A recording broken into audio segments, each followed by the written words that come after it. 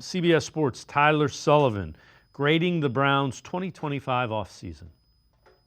I give him a C+, and it's like a bad version of the Brady Bunch in that quarterback room, right? You're talking about the old head and Joe Flacco. You have Kenny Pickett, who is just kind of weirdly sitting around. And then when they brought in Dylan Gabriel at the NFL draft, you're like, okay, here it comes. They're completely out on Shedeur Sanders.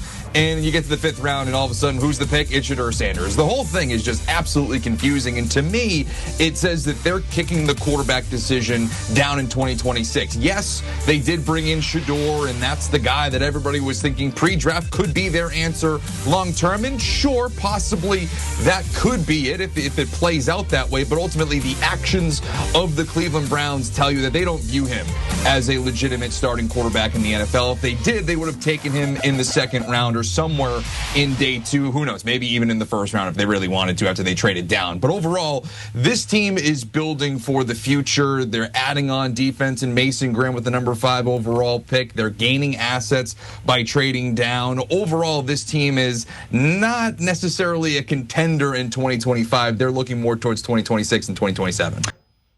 Maybe. And the only thing I'd push back on what they looked at with Shedeur Sanders in the 5th round is the risk of a 5th round pick isn't very much. The reward, if you find a quarterback, pretty high. Risk reward. The risk at 2 or in the 2nd round is pretty high. And the reward, it's still high.